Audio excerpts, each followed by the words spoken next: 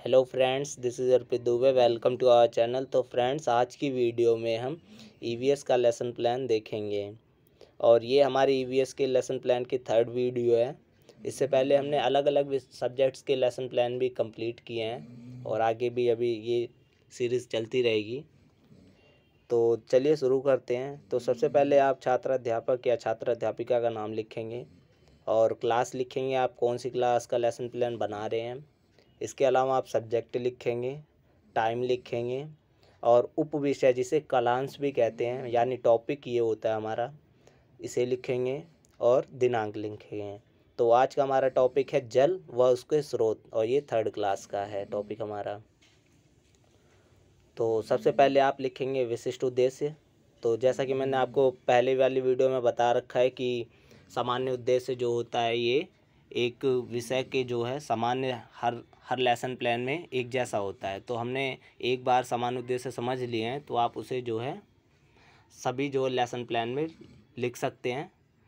तो इसके लिए हमने सामान्य उद्देश्य अभी छोड़ रखा है, हम विशिष्ट उद्देश्य डायरेक्ट करते हैं। तो फर्स्ट पॉइंट में आप लिखेंगे छात्रों को जल व उसके स्रोतों से अवगत कराना। सेकंड पॉइंट में लिखेंगे छात्रों का बौद्धिक विकास होगा जिससे वे जल के बारे में दूसरों को बता सकेंगे। थर्ड पॉइंट में लिखेंगे आप छात्रों को जल के महत्व के बारे में बताना। फोर्थ में लिखेंगे छात्रों के जल की कमी होने पर आ रही समस्याओं को बताना। और फिफ्थ पॉइंट में लिखेंगे छात्रों को जल संबंधित समस्याओं के ऊपर लोगों को जागरूक करना ताकि वह जल की बूंद बूंद को बचा सकें। तो ये हमारे जो हम टॉपिक पढ़ रहे हैं ये इसका विशिष्ट उद्देश्य होता है। ठीक है। इसके बाद आप नेक्स्ट हेडिंग लिखेंगे सहायक सामग्री में। सहायक सामग्री में लिखेंगे चौक, डस्टर, श्यामपट्ट, चार्ट, किताब, मॉडल आदि। तो ये जो अगर आप टीएलएम वगैरह यूज़ कर रहे हैं तो उसका नाम भी लिख सकते हैं। इसके बाद आप नेक्स्ट हेडिंग लिखेंगे पूर्व ज्ञान। इसमें आप बताएंगे कि बच्चों को पूर्व ज्ञान कितना है। तो यहाँ पर लिखा गया छात्रों को जल से संबंधित जानकारी है तथा वह उसका कहाँ कहाँ उपयोग होता है इससे परिचित है। इसके बाद आप नेक्स्ट हेडिंग लिखेंगे प्रस्तावना प्रश्न। इसमें आप 3 कॉलम बनाएंगे जिसमें पहला कॉलम होगा क्रमशः मतलब क्रम संख्या। इसके बाद सेकंड कॉलम में आप लिखेंगे छात्र अध्यापिका क्रियाएं और थर्ड कॉलम में लिखेंगे आप छात्र क्रियाएं। तो इसमें जो है छात्र अध्यापिका या छात्र अध्यापक जो है बच्चों से कुछ क्वेश्चन पूछता है और बच्चे जो है उसका जवाब देते हैं। तो यहाँ पर फर्स्ट क्वेश्चन है आप सभी प्यास बुझाने के लिए क्या करते हैं। तो बच्चे बताते हैं हम पानी पीते हैं। इसके बाद सेकंड क्वेश्चन यहाँ पर पूछा गया है जल का उपयोग कहाँ कहाँ पर होता है। तो बच्चे बताते हैं घर के कामों में, सिंचाई करने, खाने पीने वगैरह सब कुछ जो बच्चे मतलब जानते हैं वो बताएंगे। इसके बाद थर्ड क्वेश्चन टीचर पूछती है मनुष्य को जीवित रहने के लिए क्या आवश्यक है। तो बच्चे बताते हैं पानी क्योंकि बहुत ज़्यादा इम्पोर्टेंस रखता है। इसके बाद छात्र अध्यापिका जो है फोर्थ क्वेश्चन पूछती है बच्चों से पानी हमें कहाँ से प्राप्त होते हैं तथा इसके विभिन्न स्रोत कौन कौन से होते हैं। अब ये सब चीज़ें बच्चों को जो है बहुत कम पता होती हैं, थोड़ी बहुत बच्चे को पता होती हैं तो वो बताते हैं अपने आइडियाज़ वगैरह कहाँ कहाँ से उन्हें पानी मिलता है। तो नॉर्मली बच्चे कहाँ से बता सकते हैं, टोटी से, क्योंकि वो आजकल जब बच्चे पानी भरते हैं टोटी से, अगर गांव के बच्चे हैं तो बताएंगे नलके से पानी मिलता है। तो ये बच्चों के लिए समस्यात्मक थोड़ा बहुत प्रश्न हो गया कि वो सभी जो जल के स्रोत हैं वो नहीं बता पाएंगे।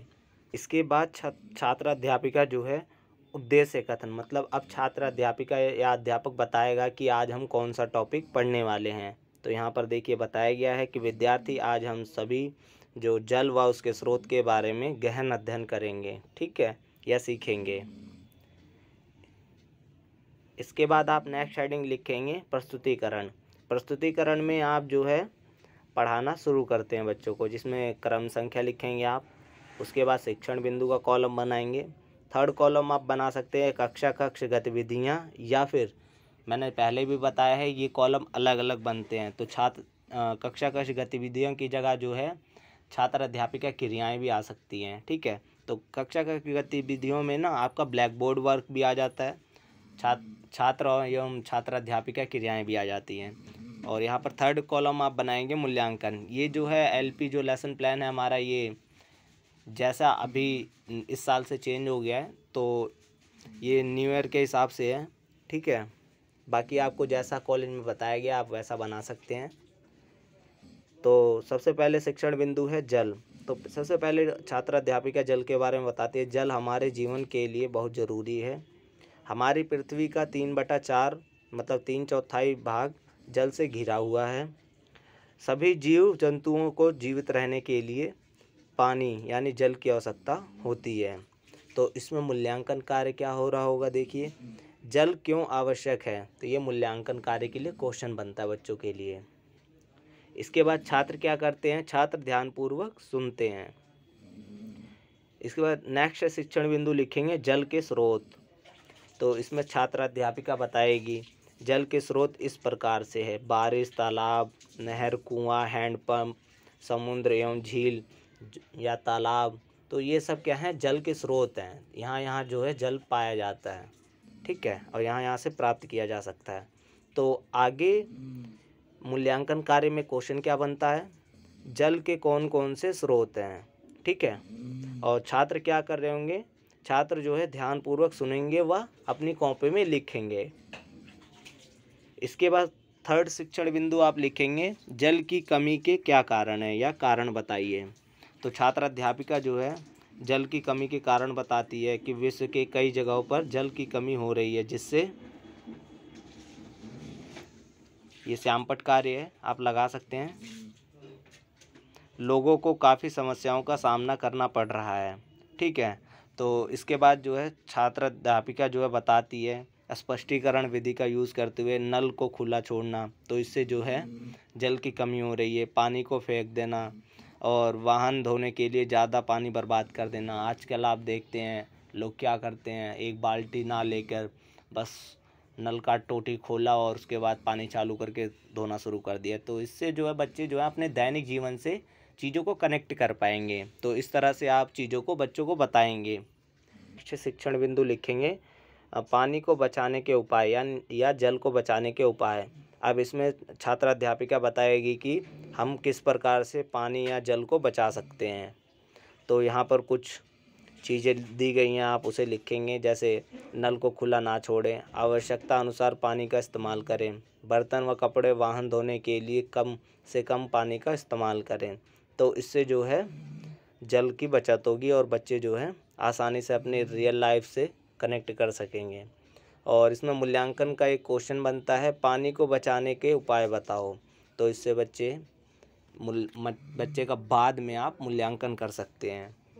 मूल्यांकन जो क्वेश्चन बनता है ये आपका जो आप शिक्षण बिंदु लिखते हैं इसी से ही आप मूल्यांकन के लिए क्वेश्चन बनाएंगे। और छात्र क्या करेंगे, छात्र जो है ध्यानपूर्वक सुनेंगे और लिखेंगे। इसके बाद आप क्या करेंगे, पुनरावृत्ति प्रश्न करेंगे बच्चों से। तो सबसे फर्स्ट क्वेश्चन पूछा गया यहाँ पर जल हमारे लिए क्यों आवश्यक है। तो बच्चे जो है बताएंगे कि जल हमारे लिए क्यों क्यों आवश्यक है, क्योंकि ऊपर एक्सप्लेन किया गया था, बच्चों ने सुना भी है और लिखा भी है, तो वो बताएंगे। और बच्चों के जो आइडियाज़ हैं उनको आप नकारें नहीं बिल्कुल भी, वो आप एक्सेप्ट करेंगे जैसा भी वो बताते हैं, जो भी बताते हैं, ठीक है। इसके बाद सेकंड क्वेश्चन छात्र अध्यापिका पूछती है जल के कोई 2 स्रोत बताइए। अगर बच्चे 2 से अधिक स्रोत भी बताते तब भी आप उसे एक्सेप्ट करेंगे और मना नहीं करेंगे कि बस 2 ही बताने हैं। इसके बाद थर्ड क्वेश्चन पूछती है छात्र अध्यापिका पृथ्वी पर कितना प्रतिशत जल है। तो ये एक्स्ट्रा नॉलेज वाली चीज़ है कि आप बता देंगे बच्चों को, अगर नहीं पता होगा कि पृथ्वी पर जो है कितना % जल उपलब्ध है, पीने लायक और समुद्र वाला, दोनों बताएंगे तो अच्छा रहेगा। इसके बाद अब क्या करना है, गृह कार्य देना है बच्चों को। तो गृह कार्य में यहाँ पर फर्स्ट में दिया गया है एक कुएं का चित्र बनाओ और उसमें रंग भरो। तो इससे बच्चों की जो है क्रिएटिविटी उभर के आएगी और वे जो है अपने जो आइडियाज़ हैं वो चित्र के थ्रू भी एक्सप्रेस कर सकते हैं। इसके बाद सेकंड क्वेश्चन यहाँ पर दिया हुआ है श्यामपट्ट कार्य को अपनी कॉपी में लिखो और जो है याद करके लिखना है, मतलब, ठीक है। इसका थर्ड क्वेश्चन यहाँ पर दिया गया है जल के स्रोत कौन कौन से हैं, ये आपको लिखना है। तो ये कुछ क्वेश्चन है और आप भी कुछ क्वेश्चन इंक्लूड कर सकते हैं जो अगर आपको कोई और क्वेश्चन भी सूझता है तो आप इसमें लिख सकते हैं गृह कार्य में। तो ये था हमारा ईवीएस का लेसन प्लान। तो फ्रेंड्स, इसी के साथ हमारी ये वीडियो ख़त्म होती है और अपनी राय ज़रूर दें आपको ये वीडियो कैसी लगी है। और अगर आपको किसी सब्जेक्ट का और लेसन प्लान चाहिए तो आप ज़रूर बताएं। मैं कोशिश करूँगा कि अलग अलग सब्जेक्ट के लेसन प्लान डेली अपलोड करता रहूँ। तो फ्रेंड्स, इसी के साथ हमारी वीडियो ख़त्म होती हुई। अगर आपको ये वीडियो पसंद आई है तो लाइक करें, शेयर करें, चैनल को सब्सक्राइब करें और बेल आइकन प्रेस करना बिल्कुल ना भूलें ताकि आने वाली वीडियोस की नोटिफिकेशन मिलती रहे। तो मिलते हैं अपने नेक्स्ट वीडियो में नए लेसन प्लान के साथ। Thank you.